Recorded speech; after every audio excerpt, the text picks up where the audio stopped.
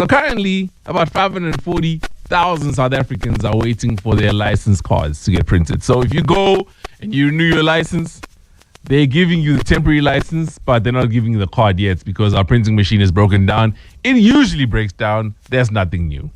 In fact, over the last, how long has it been? 26 years? Yeah, they say it's broken down 160 times. 160 times.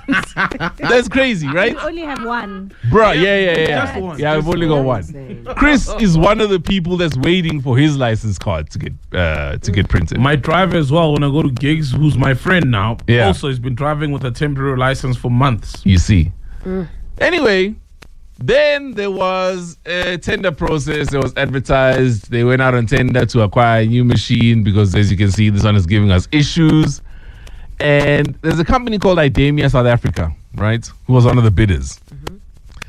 And officials from the Department of Transport went to go visit Idemia South Africa. But they went to France, right? Yeah. Which is strange because this machine that they're going to view was not in France. It could either be viewed in the Czech Republic or Greece. And no one checked. So we went to France nonetheless to view one other machine and then moved on to Amsterdam to view a different machine. Both of these machines that we viewed were not compatible with what it is that we're trying to procure. Right? There's obviously other bidders, etc. and so on. When the delegation came back, they recommended that Idemia South Africa, ISA, be awarded the contract for 1 billion. Yet they didn't even see the actual machine. Yes, they hadn't seen the machine. So they awarded the contracts for 1 billion, which happens to be 412 million more than what the initial budget was. Right? Treasury goes, hey guys, this 412 million, because we're not going to cover it. But by then the contract was signed. Right? Now, I want to be fair to these guys. To be fair, it's possible that you can go to a head office and the head office is not where they do their manufacturing. So, for example, if you're going to sign a contract with me, then maybe you come see us here at Kaya, but then I tell you that our warehouse is at Mpo's house. Surely. But we can sign the paperwork here. No. No, I'm trying to be fair. Hold on, listen. I'm trying to be fair. And so then you go, okay, let's see technical specifications. Then I show you the paperwork of everything that we're doing. But again, I tell you, you can't see the machine here. That's fine. It's possible that things are done that way. So let's give them the benefit of the doubt. Okay. Yeah. What other questions do you have? No, but that's not what happened because according to your example, you said, yeah, view this machine, and it's not even the actual machine. No, but sometimes sometimes I can not say, even, oh, it's not here. yeah, sometimes, come on. So you buy technical things all the time. They'll be like, hey, man, we don't have that mic, but I'll show you a mic that works exactly similar, except the one that I'm giving you has a shield, for Yeah. example. Yeah, Right? and also, how many times do you buy things online and you've never seen them before? Yeah. So there's also. I'm trying to be fair. Yeah. I'm trying to be fair. Now, hold on. I'm trying to be fair. Now, is that wise? It's probably not wise. Guys, but we're let's not also buying be honest. This thing off of Take a Lot. Hold on. But let's also be honest. These are not technical people. They don't even know how the machine works anyway. Even if you work on Bisa, they wouldn't know. Okay. Right? For me, what you just said is one of the massive points.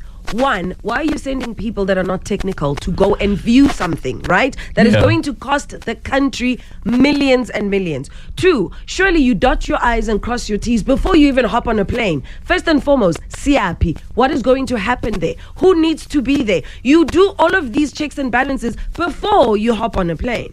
Three, when you are suddenly coming back and you say, oh, actually, this is going to cost you double. What is going to cost us double? That's going to cost us double. Don't shoot me. I'm the messenger. Mina ngintshela indaba ezenzekile ekhantrini yenu. And a little correction. They said these people, the delegation was made up of 7 people. Yes. 5 bid evaluation committee members. And then 2 didn't even view. 2 technical advisors who are not technical, as you now have said. So they just No, I didn't say they're not. I said maybe they're not. 2 technical advisors, unless it's a friend. Or 2 people, by the way, didn't even view the machines at all. They just went on a trip. They didn't view anything. Let's not even mention the fact that the machines that were viewed were not the right ones. But anyway, we find ourselves in a situation now where 1 billion rand contract needs to be cancelled. The Auditor General has said it's irregular expenditure. The company, ISA, Idemia ISA is like, guys, tengile. And it which says- is what I'd say too, Futhi. I wouldn't play around with you. Habi. No, but every contract has got a clause, an exit clause. So surely, just because... Okay, fine. Give me a cancellation fee. Ask me how much a cancellation fee is. Let's talk about that. 600. 600 million. Oh my God. And by the way, this company has other failed government contracts with Home Affairs, Airports Company of South Africa as well, that were cancelled due to irregularities. So we decided to give them a tender yet again, just like what we see in the cabinet when the minister is accused, and we are seeing receipts of foul play, and then you just get reshuffled to another position. So you know what's funny? Last year, on this very same show, 7 o'clock hour, we did a story about Idemia SA when they awarded the contract. Do you remember? And we spoke about the fact that their contract has been awarded to a company in France. Then the angle was, do you think it should have gone to a company in South Africa? Everybody said, no, South African companies sometimes don't have the expertise to print such intricate details, for example, on a card. And then they made an example about how ID cards get printed elsewhere, SIM cards, etc. and so on. You know what's my issue, ne? Yeah. I feel like as South Africans, we're just super complacent. We always just complain about things like this, and then tomorrow... So, Lailani, in isiZulu, there's a word called bukhoma, right? So, bukhoma is when you eat something undiluted. So, let's say sometimes kids can add sugar to something, then they're wasting sugar. But if they go there and they start literally spoon picking sugar and put it in their mouth, bawudla bukhoma. Imali ke manje idliwa bukhoma ke manje. There's no joke. True. 412 million clean.